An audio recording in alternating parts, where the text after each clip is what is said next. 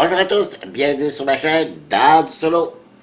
Aujourd'hui, on va découvrir ensemble le jeu Mido, le démolage, un jeu multilangue, anglais, français, parce que aucune composante du jeu n'a d'écriture sur les composantes, donc seulement les règles. D'ailleurs, les auteurs de jeu devraient faire ça plus souvent, au lieu de sortir deux parce que le matériel aucune écriture, devrait faire ça. Qu'une seule boîte avec les règles en français dans la même boîte, au lieu de faire deux boîtes. Ce serait beaucoup plus simple. Donc, Mido, c'est un jeu ben, pas que j'attendais, mais qui me plaisait. Et puis c'est un jeu qui, en attendant d'avoir Everdell, parce que j'attends ici au Québec Everdell, c'est un petit jeu qui peut penser un peu, peut-être pas dans la mécanique, mais avec les cartes, tout ça, des belles cartes aussi.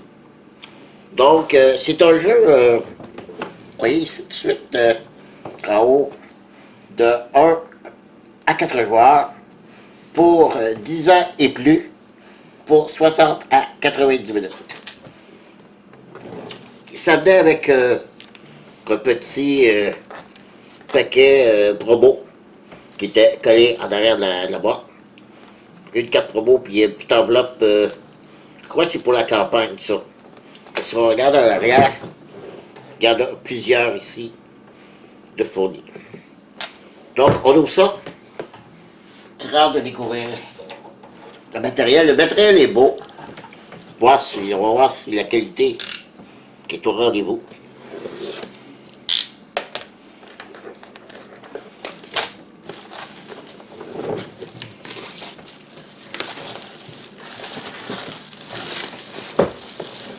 Voilà. Belle boîte.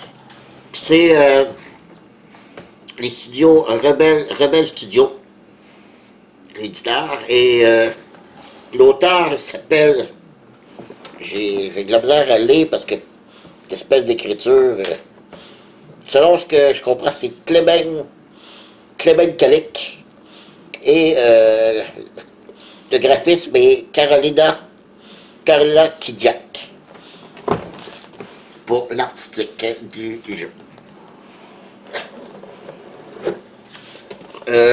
Côté boîte, c'est pas qualité top. On peut briser très facilement dans les coins.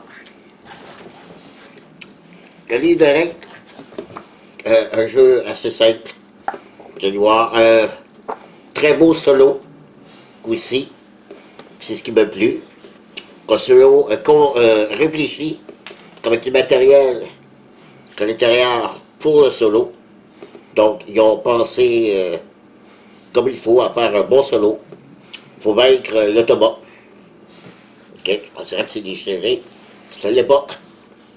Donc, ici, le matériel. Mise en place.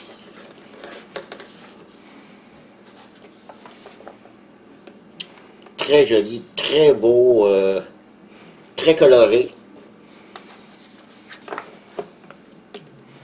C'est des fleurs, des insectes, des paysages, des terrains.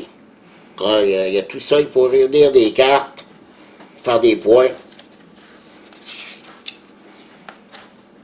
Un peu comme j'ai spécifié tantôt, Everdell, c'est un peu la même chose, il faut ramasser des cartes pour faire des points.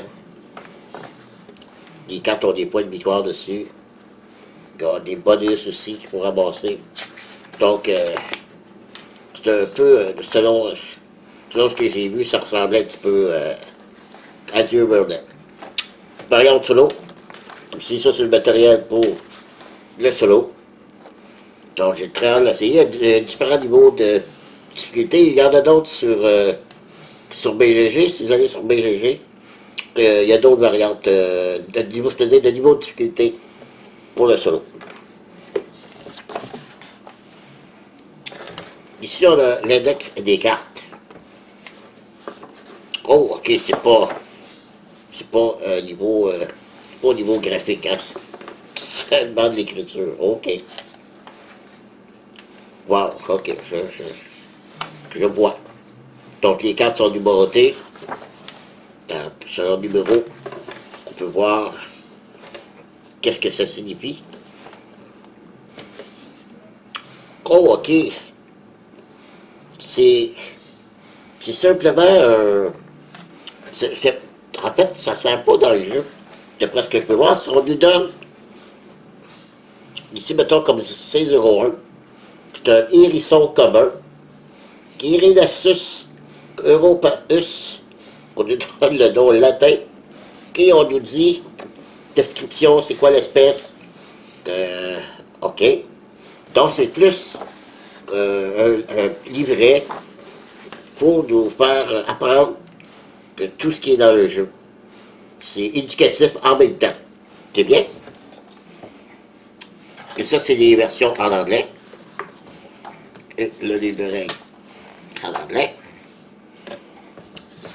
Il va y avoir un petit peu de montage à faire.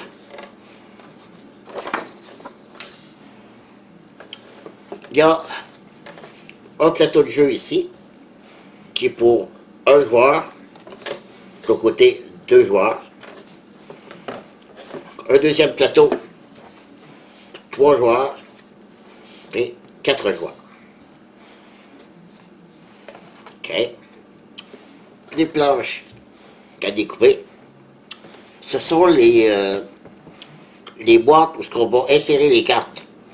C'est magnifique, c'est super beau. Wow. Le deuxième, il y en a 3 comme ça, je crois. 3 ou 4. Le plateau de jeu, vous voyez, c'est pas un énorme plateau. On va mettre les boîtes ici et on va mettre toutes les cartes ici. Il va y avoir 4 rangées par 4, il va y avoir 16 cartes de placer.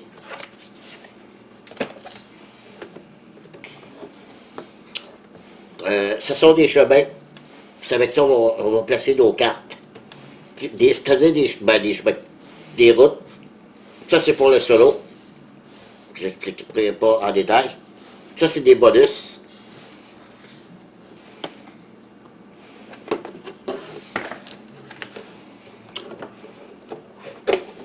Ça aussi, c'est pour le solo. Ça, c'est pour réussir pour les bonus. Chacun des joueurs va recevoir sa couleur de 3 jetons. 2, 3 et 4, c'est des points. Ici, c'est les jetons. Chaque joueur va recevoir sa couleur, comme ici les 5 rouges. Et c'est avec ça qu'on va faire nos actions sur le plateau. Il y a pas mal de petites enveloppes ici qu'on a. Ok, ils sont pris dans le pont. Ouais, c'est pas évident. Comme ceci. On en a plusieurs. Ça, c'est des cartes supplémentaires. Mais on les ouvre seulement, je crois, en mode campagne. Puis là, on va en avoir un supplémentaire avec celui-là. Les cartes, ça ici, c'est pour, sur le plateau, les plateaux ronds que je vous ai montrés, c'est pour les compter les manches. C'est un petit explorateur. Et 2 paquets de cartes. Un maigre petit sac. Et pour ce qui nous reste, il n'y a rien d'autre. Donc, j'ouvre les cartes et je reviens. Voilà, je suis de retour. Et je me suis dit, bon, tant qu'à déballer les cartes, j'ai dit, est-ce qu'ils ont pensé pour chacun des petites boîtes qu'il fallait construire, s'il y avait fait de place dans l'insert un peu à la manière de la baie des marchands que j'ai fait le déballage il n'y a pas longtemps, si vous avez suivi. Eh bien oui, regardez, tout est à sa place. C'est merveilleux. Tout ce qu'on a à faire, c'est sortir des petites boîtes avec les cartes à l'intérieur. C'est fantastique. Donc, ça va être une mise en place très rapide. Voilà. Chacune des petites boîtes. Et honnêtement, la qualité du carton meilleur que celui de la baie des marchands. Honnêtement, là, très épais, très solide. Aucun a brisé pendant le pliage. Honnêtement, là, très bonne qualité. Et regardez, par la pesanteur du carton, là, assez solide, très pesant. Et les cartes vont très bien dedans. Et si, je me demande même si je les slivais, ça rentrerait peut-être. Parce qu'il y a de l'espace de chaque côté. Donc je pourrais même les sliver. Parce qu'il y a quand même de l'espace ici en masse. Si je voulais le faire. Ben, je ne sais pas si je vais le faire, ça va dépendre. Les cartes, au moment, je n'ai pas eu le temps de les regarder. Qualité, c'est des cartes qui sont pas protégées, très minces par contre. Je vous dirais que oui, c'est très mince. C'est un pili lisse sur les cartes. C'est agréable au toucher. Et on a, vous voyez, c'est les 4 points cardinaux. Est, ouest, nord et sud. Et lorsqu'on joue, on joue avec seulement ces 3 points cardinaux. Et à la dernière phase, donc il y a 6 phases de jeu. 6, ben pas 6 phases, mais 6 manches. Au bout de 3 manches, on rajoute les nord, on enlève le sud. C'est des cartes qui sont plus puissantes. Voyez-vous, le sud, on a des 2 points. Regardez, les cartes sont magnifiques.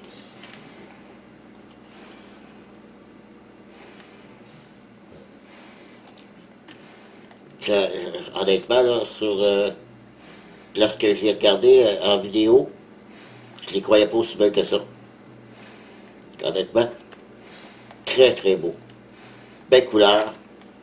Donc ici, c'est des 2 points, toutes des 1 point.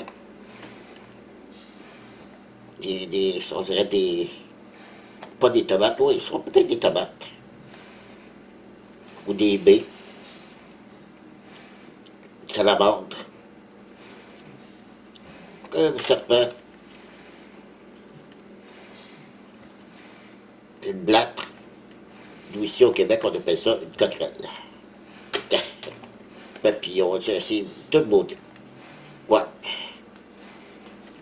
Très joli. Et si je compare aux cartes du Nord, là, on tombe dans du 3 points et je crois qu'il y a du même du 4 points.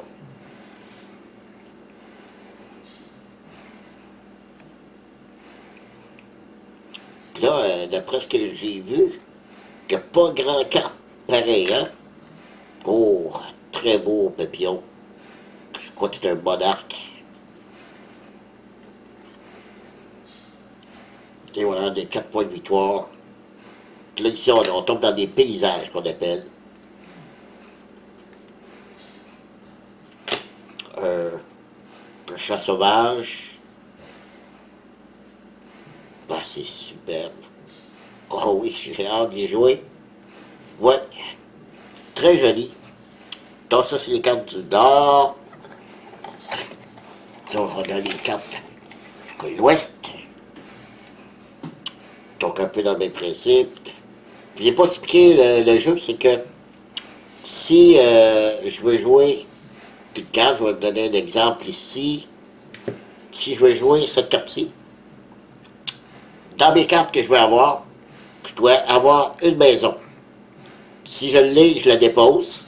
Et lorsque je l'aurai déposée, ça va donner encore une maison, des DB. Donc c'est de cette façon-là qu'il faut garder des cartes, c'est en ayant des symboles, payer ce qui est demandé, et on récolte ces symboles dans nos cartes. Sauf que des symboles où on va devoir cacher. À chaque fois qu'on joue une carte dans notre jeu, il faut recouvrir une autre carte. Donc, il faut en avoir beaucoup, beaucoup de symboles pour pouvoir récolter d'autres cartes, ainsi de suite. Les cartes ici, c'est simplement des cartes, ce qu'on appelle des cartes terrain, des cartes sol, qui ça, il n'y a aucun prérequis pour les acquérir. Ça nous donne ce symbole-là, plus les symboles du terrain. Ça ici, tout pareil, mais c'est... Ah non, pas tout pareil. Ouais, ces deux-là sont pareils. Donc, c'est pas la même... c'est une coccinelle, ici, une sauterelle. Ah, vous voyez, c'est... sont vraiment différentes.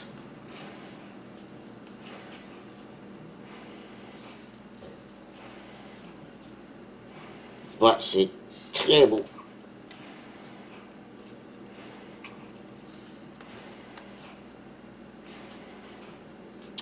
Wow, ok.